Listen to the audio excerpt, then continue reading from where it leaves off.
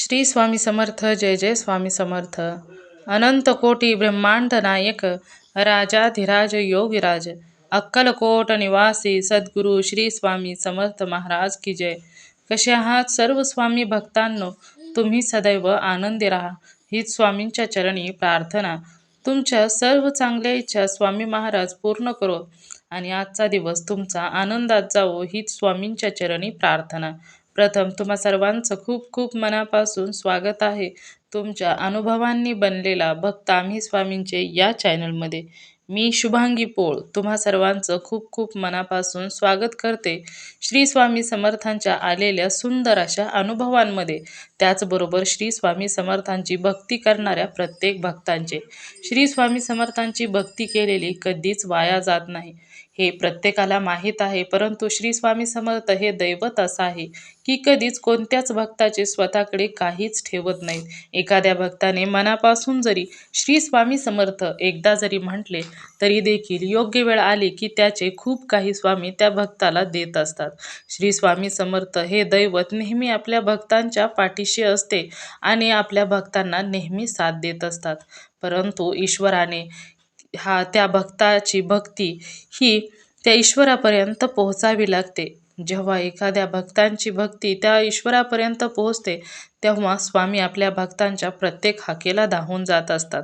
प्रत्येक भक्तांच्या आयुष्यात स्वामींचे खूप सुंदर अनुभव येत असतात. आजचा अनुभव देखील तेवढाच गोड आणि सुंदर आहे.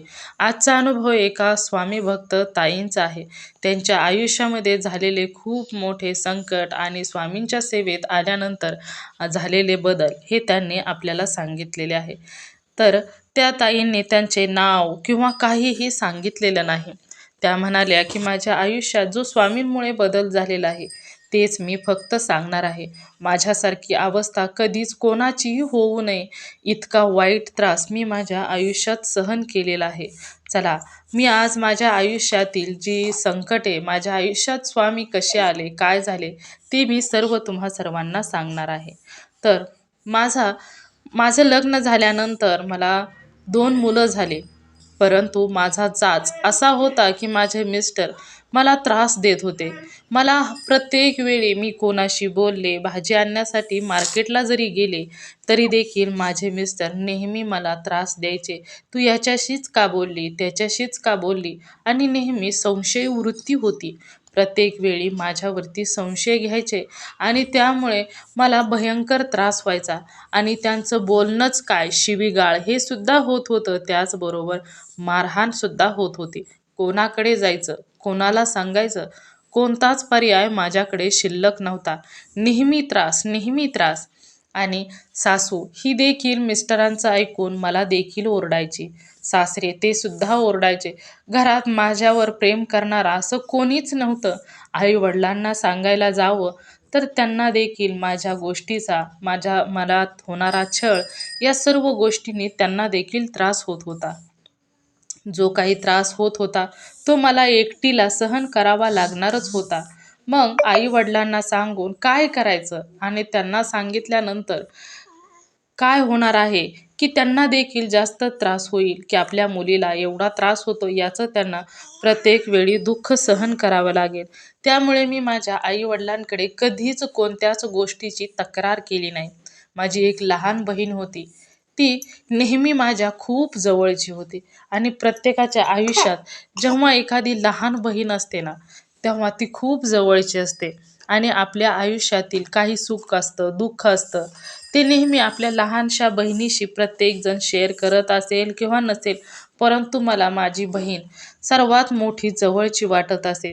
त्यामुळे कधीकधी तिच्याजवळ माझं मन मोकळं करावंसं वाटायचं आणि मग मी तिच्याजवळच माझ्या मनामध्ये असलेलं दुःख, माझ्या आयुष्यामध्ये असलेलं जे संकट होती ती नेहमी मी तिच्याशी शेअर करायची. ती म्हणायची की कधी-कधी असं असतं की आपण एखाद्याचं शांतपणे ऐकून घ्यावं, कारण एखाद्याचं दुःख आपल्यामुळे जर त्याचं मन हलकं होत असेल तर ऐकून घ्यायला काय हरकत आहे. आणि ती देखील खूप चांगल्या विचाराची होती, कारण ती नेहमी म्हणायची की कदाचित तू मला त्या योग्यतेचं समजत असशील की तुझं दुःख सांगण्या आणि ऐकण्या इतकी मी योग्यतेची असेल, कारण या जगामध्ये खूप लोक अशी आहेत की एखाद्याचं दुःख, एखाद्याच्या अडचणी खूप गांभीर्यानं ऐकून घेत असतात, परंतु दुसऱ्यांना सांगताना खूप मजेत आणि आनंदात सांगत असतात. अशा वृत्तीची लोक समाजामध्ये पाहायला भेटत असतात. त्यामुळे कधीही आपण एखाद्या गोष्टीचं किंवा आपल्यावर असलेलं संकट, दुःख सांगताना देखील तो व्यक्ती तेवढ्याच लायकीचा असावा लागतो. आणि जेव्हा आपण ते एखादी गोष्ट एखाद्याला सांगतो ना, तेव्हा आपण तर आपले मन मोकळे करून मोकळे होतो, परंतु त्याचा कधी-कधी भयंकर त्रास सहन करावा लागतो. कारण ती पुढची व्यक्ती एकाचं चार करून दुसऱ्यांना सांगत असते. त्यामुळे ते जर आपल्या घरच्या लोकांपर्यंत पोहोचलं तर अधिकच त्रासाचा सामना करावा लागत असतो. त्यामुळे मी नेहमी माझ्या मनातील गोष्ट सांगण्यासाठी मी माझ्या लहानशा बहिणीची निवड केली. आणि त्याचबरोबर तिला हे देखील सांगितलं की तू आई-वडिलांना काहीसुद्धा यातील सांगायचं नाही. जे काय आहे ते मला सहन करावेच लागणार आहे. त्यामुळे तू कधीच कोणत्याच गोष्टीचं काही सांगत जाऊ नकोस आई-वडिलांना. त्यावेळेस मात्र श्री स्वामी समर्थ हे काय आहेत याबद्दल काहीच माहीत नव्हते. आणि मी खूप त्रासात असल्यामुळे मला देखील काहीच लक्षात येत नव्हतं. माझे मिस्टर ड्रिंक पुन्हा हळूहळू करायला सुरुवात झाली. त्यानंतर असं झालं की सुरुवातीला त्यांच्या संशय वृत्तीमुळे मला मारहाण तर करायचे, परंतु मी तरी काय करणार? मला मार्केटला जावं लागायचं, भाजीपाला आणावा लागायचा. कधी काय आणायचे असेल वस्तू तर दुकानला देखील जावं लागायचं. त्यामुळे माझं इतरांशी बोलणं सरळच होत राहायचं. परंतु माझ्या मिस्टरांना कधी जर मी म्हटले की मी नाही जात, तुम्ही आणा, तरी देखील ते आणत देखील नव्हते. त्यामुळे 2 लहानशी मुलं होती आणि त्यांच्यासाठी मला बाजार हा करावाच लागायचा. प्रत्येक गोष्ट आणावीच लागायची. आणि मिस्टरांचा राग हा शांत होत नव्हता. कदाचित काय माहीत त्यांना काय होत होतं, परंतु त्यांनी एवढं स्वतःला त्या गोष्टीमध्ये गुंतवून घेतलं की त्यांनी व्यसन हा त्यांनी सहारा घेतला आणि ते हळूहळू ड्रिंक करायला सुरुवात झाली. आणि काही महिने ड्रिंक केली आणि त्याच्यानंतर घरची परिस्थिती एवढी गरीब झाली, एवढी गरीब झाली की मी लोकांच्या घरामध्ये जी भांडी धुणी करत होती, घरकामं करत होती आणि माझ्या मुलांचा जो खर्च होता तो भागवत होती. परंतु हळूहळू असं झालं की माझ्या मिस्टरांनी ते सुद्धा पैसे खर्चायला सुरुवात केली. माझ्यातील देखील काही पैसे आले की मला हाणमार करायचे, घ्यायचे आणि असं कोणतंही व्यसन राहिलं नव्हतं की ते खात नव्हते किंवा ड्रिंक करत नव्हते. प्रत्येक वेळी नशेमध्ये धूत राहायला लागले. हळूहळू परिस्थिती इतकी बिकट होत गेली की मला देखील काहीच समजत नव्हतं. मुलांच्या शिक्षणासाठी रात्रंदिवसा एक करत होती आणि लोकांच्या घरामध्ये घरकामं करत होती. माझं नशीब एवढं चांगलं असेल की तेवढी कमीत कमी मला कामं तरी भेटत होती. मी खूप हिमतीने कष्ट करत होते. त्यामुळे मला कधीच कोणत्या प्रकारचा वेळ देखील भेटत नव्हता की आपण एखाद्या देवाची भक्ती करावी, असं कधीच मनात येत नव्हतं. त्यामुळे जे काही त्रास होत असेल ती कधी माझ्या छोट्या बहिणीचा फोन आला की मी तिला सांगत असे. माझी छोट्या बहिणीला देखील श्री स्वामी समर्थांविषयी काहीच माहीत नव्हते. आणि तिचं लग्न झाल्यानंतर तिची एक नणंद होती. तर ती नणंद स्वामींची सेवा करत होती. आणि एके दिवशी तिनं माझ्या छोट्या बहिणीला सांगितलं की वहिनी तुम्ही देखील स्वामींची सेवा करा. स्वामींच्या सेवेमध्ये आल्यानंतर खूप छान छान अनुभव येतात. जेव्हा तुम्ही सेवा कराल ना तेव्हा तुम्हाला देखील समजेल.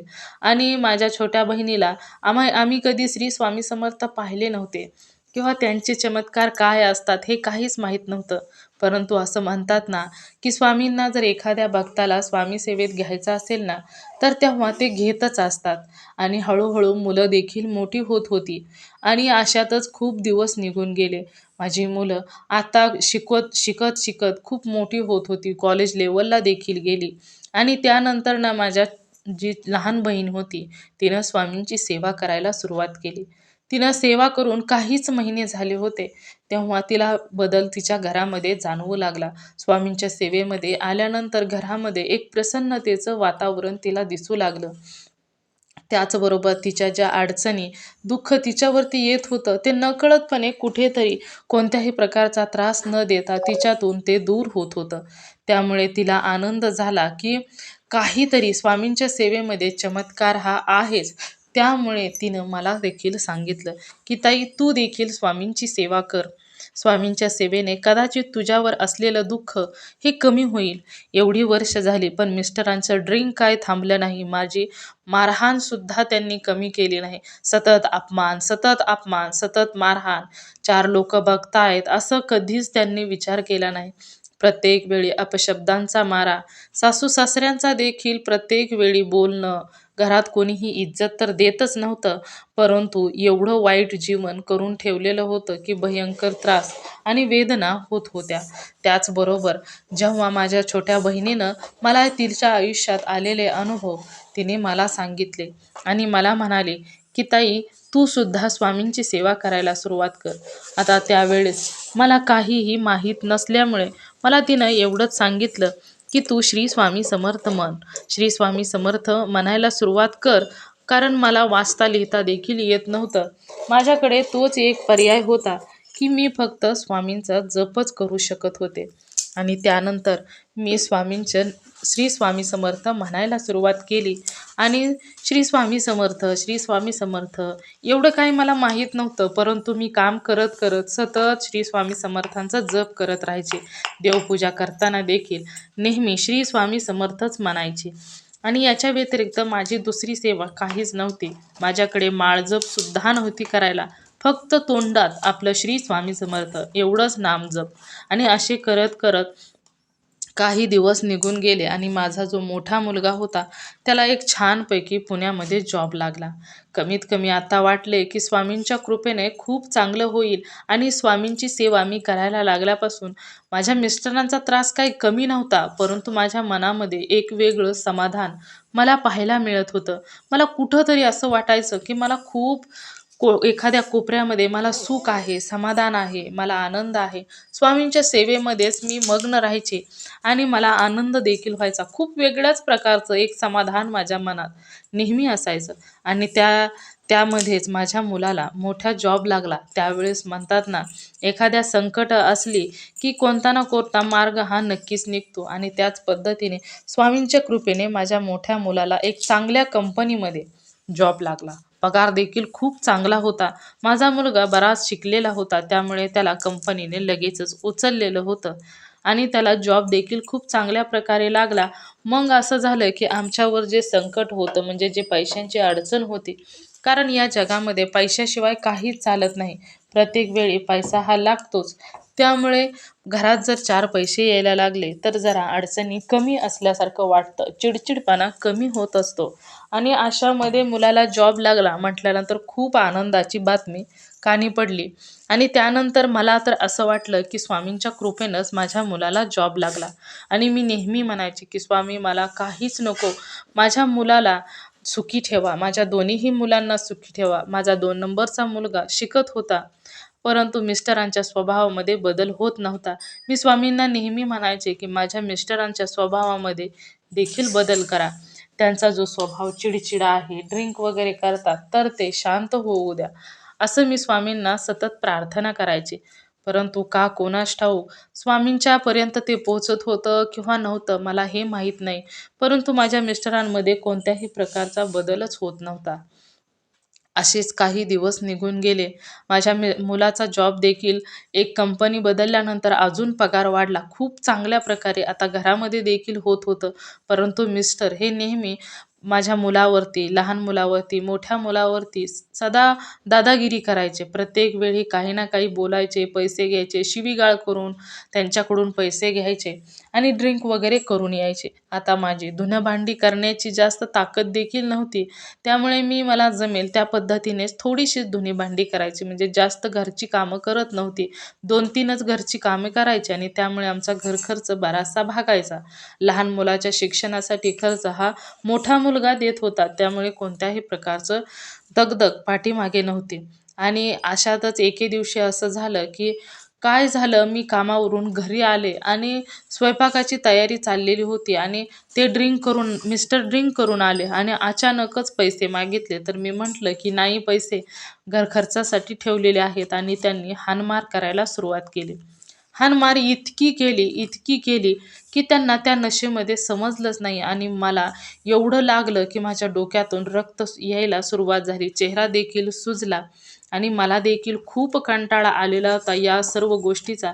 आयुष्यभर त्रास सहन केला, परंतु या गोष्टी सुधारायलाच मार्ग नाही. त्यामुळे मला खूप राग आला होता. सर्व काही सहनशीलतेच्या पलीकडे गेलेलं होतं. एखादा व्यक्ती कुठपर्यंत सहन करू शकतो? जोपर्यंत त्याला सहन होतंय ना, तोपर्यंत सहन करत असतो. एकदा सहन करण्याची ताकद जेव्हा संपते ना, तेव्हा काही ना काही पर्याय त्याच्यावरती काढावाच लागतो.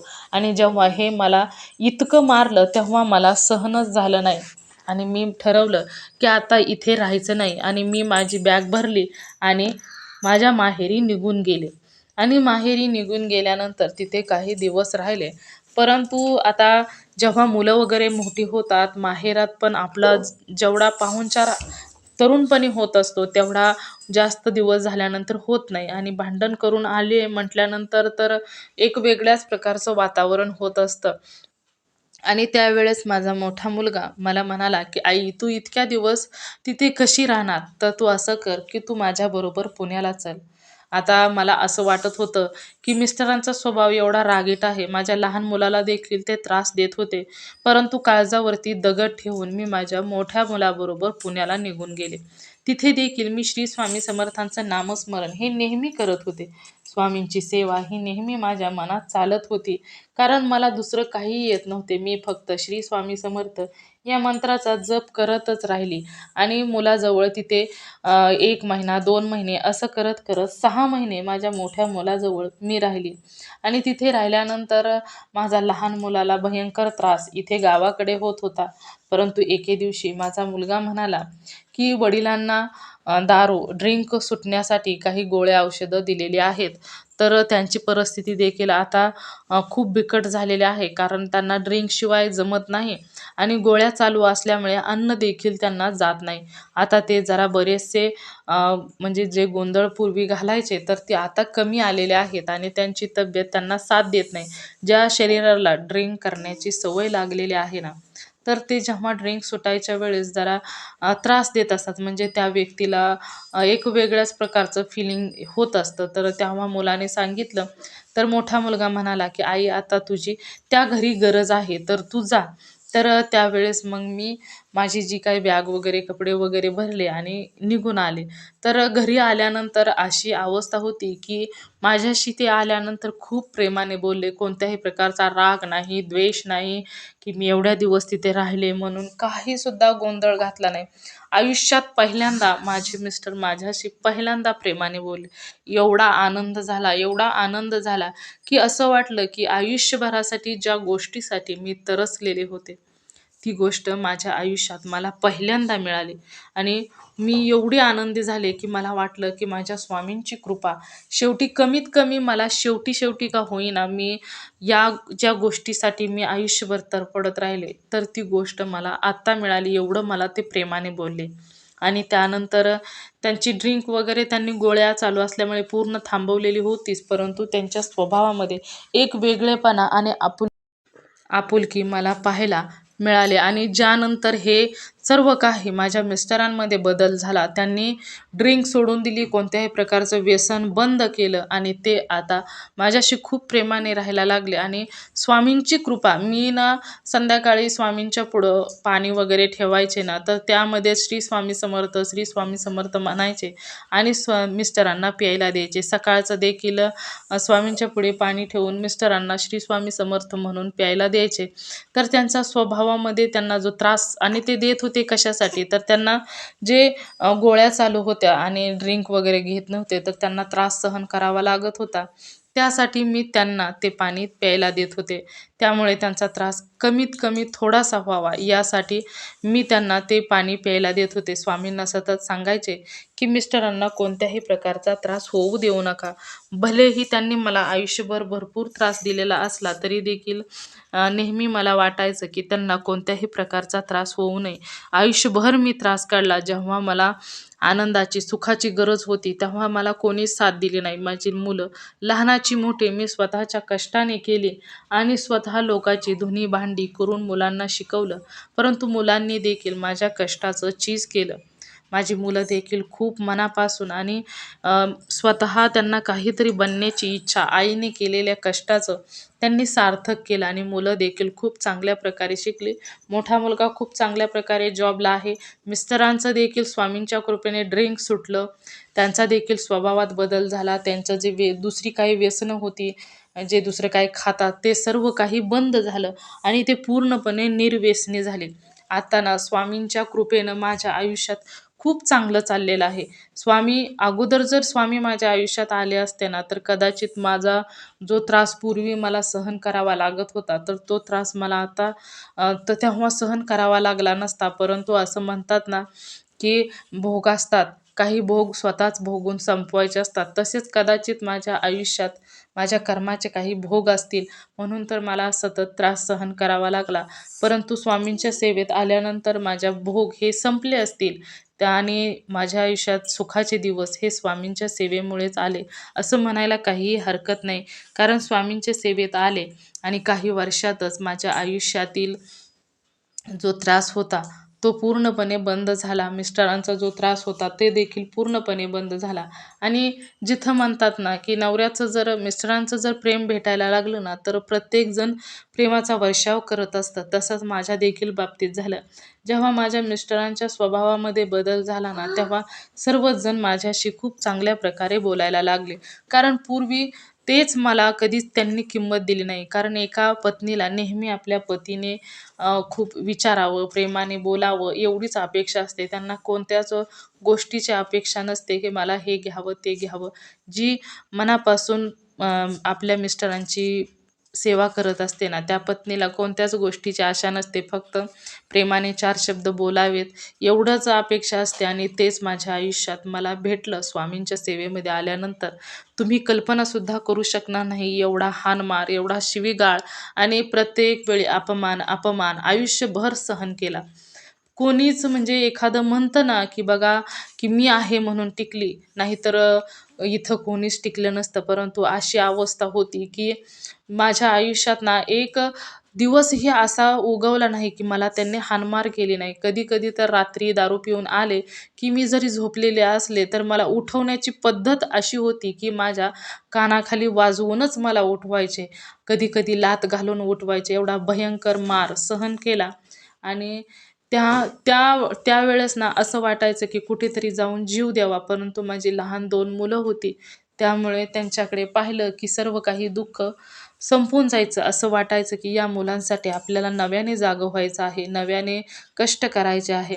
प्रत्येक वेळी त्या मुलांकडे पाहूनच मी प्रत्येक गोष्ट सहन केली, प्रत्येक गोष्ट सहन केली. भयंकर त्रास सहन केला आणि मी जो त्रास सहन केला ना, मी खरोखरच स्वामींच्या चरणी अशीच प्रार्थना करेन, की जो त्रास माझ्या वाट्याला आला ना, तो कधीच कुठल्याच स्त्रीच्या वाट्याला येऊ नये.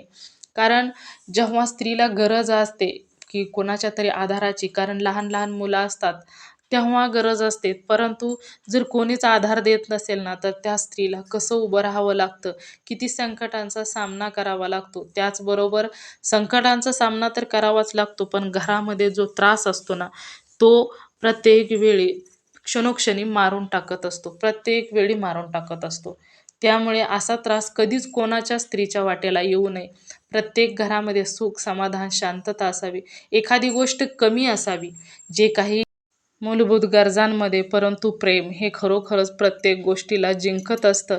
आणि या जर गोष्टी असेल ना, तर कधीच कोणत्या गोष्टीची गरजसुद्धा लागत नाही. माणूस फाटक्या कपड्यांमध्ये कमी अन्न मिळालं तरी देखील पोट भरत असतं. कारण प्रेमाचे गोड शब्द जर कानावरती पडत असतील ना, तर प्रत्येक वेळी दिवस हा आनंदात जात असतो. कष्ट करण्याचे बळ देखील भेटत असते. परंतु हेच माझ्या आयुष्यात नव्हते. माझ्या आयुष्यात फक्त कष्ट होते.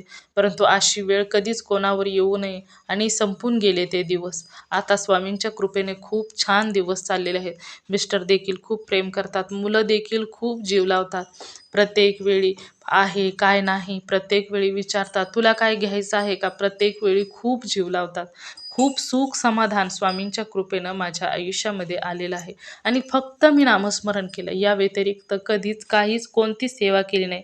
कारण मला वाचता येत नाही, लिहिता येत नाही, काही नाही. फक्त श्री स्वामी समर्थ, श्री स्वामी समर्थ या नाम जपाशिवाय दुसरं काहीच केलं नाही आणि याच सेवेने माझे आयुष्य बदलून गेले. भयंकर त्रासातून मला मुक्तता मिळाली ती स्वामींच्या नामस्मरणाने. आणि माझ्या आयुष्यातून मी एवढंच शिकले, की तुम्ही कितीही कष्ट करा, कितीही प्रयत्न करा, परंतु ईश्वराची साथ जर तुमच्या बरोबर असेल ना, श्री स्वामी समर्थांची साथ जर तुमच्या बरोबर असेल ना, तर अशक्य गोष्टी शक्य व्हायला उशीर लागत नाही. प्रत्येक वेळी तुम्ही कितीही कष्ट करा, परंतु देवाची, श्री स्वामी समर्थांची साथ तुमच्या आयुष्यात असणं खूप महत्त्वाचं आहे. तुम्हाला चमत्कार आला नाही म्हणून स्वामींचं नामस्मरण किंवा त्यांची भक्ती करणं सोडून देऊ नका. एक ना एक दिवस नक्कीच उजाडेल, की तुमच्यासाठी स्वामी तुमच्यासाठी नक्कीच धावून येतील आणि तुमच्या आयुष्यामध्ये असणारी संकटातून तुम्हाला नक्कीच बाहेर काढतील. हा माझा आत्मविश्वास आहे. कारण मला देखील स्वामींनी त्यातून बाहेर काढलेलं आहे. त्यामुळे तुम्हाला देखील नक्कीच काढतील. कारण स्वामी हे आपल्या भक्तांच्या प्रत्येक हाकेला धावून येत असतात. त्यामुळे कदाचित आपली वेळ आली नाही असा मनात विचार करायचा आहे आणि जरी अनुभव नाही आले तर असा विचार करायचा आणि सेवा करत राहायचं. नेहमी स्वामींच्या नामस्मरणातच मग्न राहायचं. दुसरी सेवा तुम्हाला करायची असेल तर तुम्ही करू शकता. परंतु माझ्या आयुष्यात तर स्वामींच्या नामस्मरणानेच चमत्कार झालेला आहे. तर हेच माझे अनुभव होते, जे मी तुमच्या सर्वांबरोबर शेअर केलेले आहेत. चला, श्री स्वामी समर्थ. जय जय स्वामी समर्थ. धन्यवाद.